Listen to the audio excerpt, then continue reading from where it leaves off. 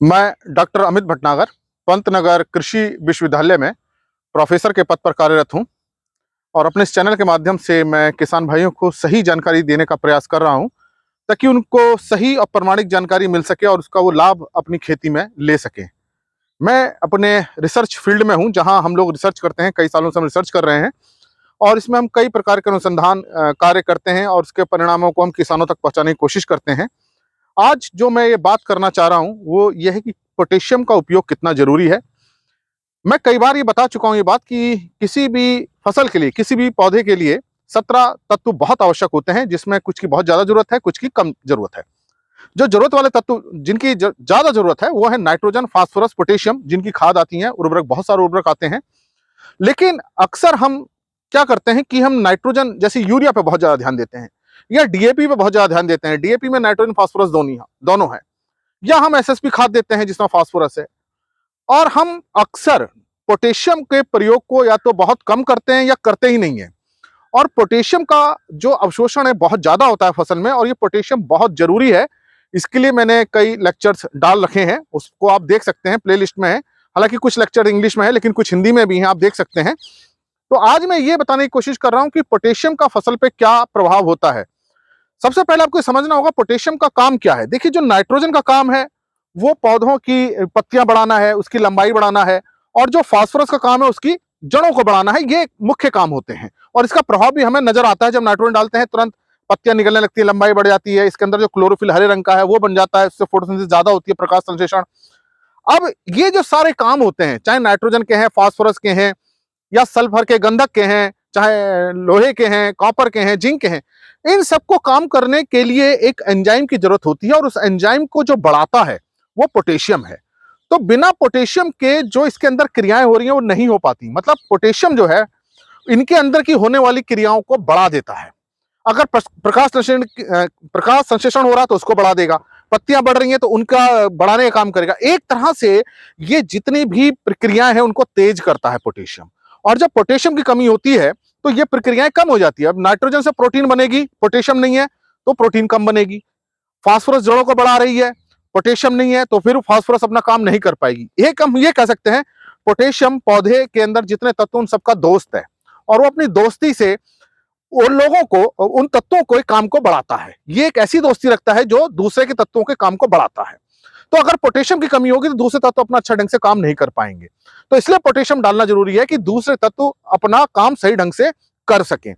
और सबसे महत्वपूर्ण यह है कि देखिए, ये मक्के का पौधा है, इसमें प्रकाश संश्लेषण क्रिया हो रही है और इसमें ये जो भुट्टे आ रहे हैं, अब भुट्टे के अंदर ये जो दाने बनेंगे, उन दाने का जो आकार बढ़ेगा तो जो इसके अंदर जो पदार्थ बने हैं पत्तियों के अंदर वो इस भुट्टे के दाने में जाएंगे और उन दानों को बड़ा करेंगे। तो जितने पदार्थ पत्ती के अंदर बने हैं, जितना दाने में जाएंगे, दाना उतना बड़ा होगा।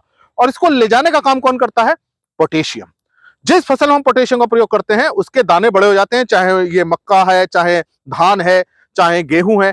तो बाली में दाने तभी बड़े होंगे, मक्के के अंदर दाने तभी बड़े होंगे जब पोटेशियम होगा। अब हो सकता है कि देखिए पत्तियां तो बहुत बड़ी हैं, अगर इसकी पोटेशियम पूरी ना हो तो भुट्टा छोटा ही रह जाएगा।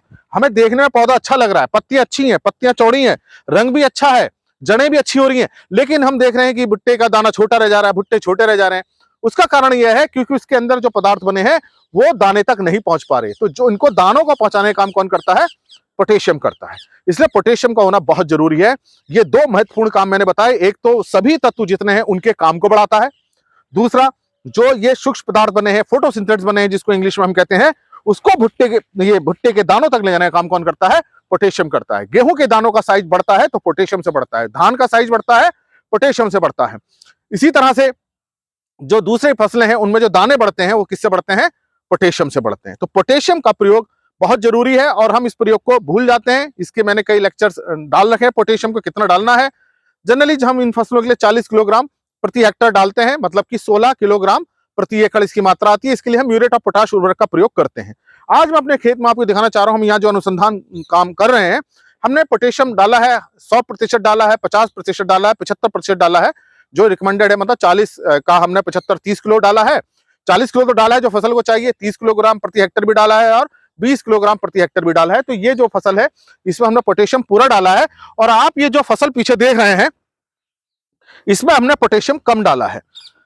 इसमें हमने 50% डाला है। तो अब दोनों फसलों का आप अंतर देख सकते हैं, पौधे छोटे रह गए हैं क्योंकि नाइट्रोजन उतना काम कर ही नहीं पाएगी बिना पोटेशियम के, भुट्टे उतने अच्छे बनेंगे ही नहीं। और ये आप देखिए पौधे छोटे हैं और इधर आप देखेंगे पौधे पूरे अपने सामान्य आकार में है, तो इसकी अच्छी उपज आएगी। तो ये हम अनुसंधान काम करते हैं और ये प्रयास रहता है किसानों तक कि वो पोटेशियम का प्रयोग जरूर करें, इसको भूले नहीं। पोटेशियम की सभी तत्वों से दोस्ती है, पोटेशियम की किसी से कोई दुश्मनी नहीं है। तो आप जब पोटेशियम का जब तक प्रयोग नहीं करेंगे आपकी फसल की उपज उतनी अच्छी नहीं मिलेगी। नाइट्रोजन आप प्रयोग कर भी रहे हैं तो उसका लाभ नहीं मिलेगा बिना पोटेशियम के। फास्फोरस हम डाल रहे हैं, एसएसपी खाद डाल रहे हैं, चाहे डीएपी डाल दें, वो नहीं मिलेगा लाभ। तो एक एनपीके खाद आती है, 12-32-16 की आती है, 19-19 आती है, कई प्रकार की एनपीके खाद आती है। खाद बहुत अच्छी होती है, इसमें तीनों तत्व होते हैं, नाइट्रोजन, फास्फोरस, पोटेशियम। इसका प्रयोग कीजिए। तो पोटेशियम का प्रयोग आप जरूर करें और बुवाई के समय करें और मिट्टी के अंदर ही देना है। और पोटेशियम जो है थोड़ा बहुत चल लेता है जमीन के अंदर, जैसे फास्फोरस बिल्कुल जमीन में बैठ जाता है कि जहां फास्फोरस डालेंगे वहीं रहेगा। नाइट्रोजन बहुत घूमता है जमीन के अंदर, लेकिन पोटेशियम थोड़ा बहुत चल लेता है। तो आपको बुआई के समय डालना है। और अगर आप बुआई के समय भूल गए हैं तो आप खड़ी फसल में 25-30 दिन बाद डाल सकते हैं, लेकिन फिर सिंचाई कर दें ताकि पानी में चले जाए। तो आप म्यूरेट ऑफ पोटाश डाल सकते हैं क्योंकि पानी में जल्दी घुल जाता है, फिर सिंचाई कर दीजिए तो पानी के साथ घुल के जड़ में चला जाएगा। किसी भी खाद का उसकी जड़ में पहुंचना जरूरी है।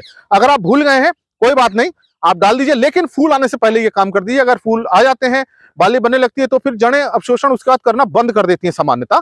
तो 25-30 दिन बाद तो आपको ये काम कर देना है। मिट्टी में मिला दीजिए और हल्की मिट्टी जो होती है, बलुई मिट्टी होती है, उसमें पोटेशियम बहुत जल्दी पानी साथ बह के नीचे चला जाता है। तो ऐसी मिट्टी में हल्की सिंचाई करनी चाहिए, बहुत ज्यादा सिंचाई ना करें, नहीं तो उसके तत्व नीचे चले जाएंगे। तो पोटेशियम का प्रयोग आपको जरूर करना है, बिना इसके आप पूरा लाभ नहीं ले पाएंगे और हम इसको भूल जाते हैं। एनपीके आप खाद प्रयोग कर सकते हैं, म्यूरेट ऑफ पोटाश आप कर सकते हैं, पोटेशियम सल्फेट खाद आती है उसका प्रयोग कर सकते हैं। कुछ लोग छिड़काव भी करते हैं पोटेशियम का, लेकिन छिड़काव से अच्छा है पहले आप खेत में डालें, जमीन में डालें, जमीन से ज्यादा अच्छा प्रभाव आता है। और उतना आपका स्प्रे करने से कोई प्रभाव नहीं आएगा, आता है लेकिन बहुत ज्यादा प्रभाव नहीं आता है। कर सकते हैं, ऐसा नहीं है कि आप नहीं कर सकते, लेकिन बहुत अच्छे रिजल्ट्स लेने के लिए आपको जमीन में ही वो खाद डालनी पड़ेगी। और पोटेशियम का प्रयोग जरूर करें, बिना इसके आप पूरा लाभ नहीं ले पाएंगे।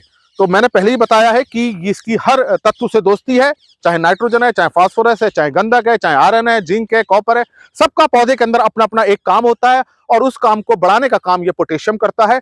और जो सूक्ष्म पदार्थ बनते हैं उसको दानों तक पहुंचाने का काम ये पोटेशियम करता है। तो आप अगर अपनी खेत में पोटेशियम का प्रयोग नहीं कर रहे हैं तो इसका मिट्टी की जांच करा के पोटेशियम जरूर प्रयोग करें। मैं मिट्टी की जांच इसलिए कह रहा हूं कि मिट्टी की जांच के अनुसार ही पता चलता है कि हमें कितना पोटेशियम देना है। अब जैसे मैंने बताया कि हमने इस खेत में 40 किलोग्राम प्रति हेक्टर दिया है, मतलब 16 किलोग्राम प्रति एकड़ हम दे रहे हैं, हम मिट्टी की जांच के हिसाब से दे रहे हैं। तो मिट्टी की जांच के हिसाब से आपको पता चलेगा कि कितना पोटेशियम देना है। इसलिए पोटेशियम बहुत जरूरी तत्व है, आप इसको भूले नहीं, इसको डालना है। नाइट्रोजन फास्फोरस के साथ इसको डालना है, बुआई के समय डालना है, जड़ क्षेत्र में डालना है। बुआई के समय भूल गए तो 25-30 दिन बाद आप डाल के सिंचाई कर दीजिए, जड़ तक पहुंच जाए। तो अगर आप ये अपनाते हैं तो निश्चित रूप से आपकी फसल बहुत अच्छी होगी और आपको अच्छा उत्पादन मिलेगा। आशा है कि मेरी ये बात आपको समझ में आई होगी। मैं ये कोशिश करता हूं कि आपको वैज्ञानिक कारण और प्रमाणिक सूचनाएं आपको दूं ताकि आप इसका लाभ ले सकें। अगर आपको मेरी बात पसंद आई हो तो लेक्चर को लाइक जरूर कीजिएगा ताकि मुझे पता चल सके आपको ये बात पसंद आ रही है। कमेंट बॉक्स में आप अपना अनुभव जरूर दीजिए और लोगों के साथ भी शेयर कीजिए ताकि सही जानकारी और लोगों को भी मिल सके। और अगर चैनल आपने सब्सक्राइब नहीं किया तो इसको सब्सक्राइब जरूर कीजिए। और इसमें कई सारी प्लेलिस्ट हैं जिसमें आप लेक्चर देख सकते हैं। और किसानों के लिए हिंदी में मैंने कृषि किसान बनाई है जिसमें हिंदी की चर्चा होती है, आप उसको देखें और सब्सक्राइब करना ना भूलें। धन्यवाद।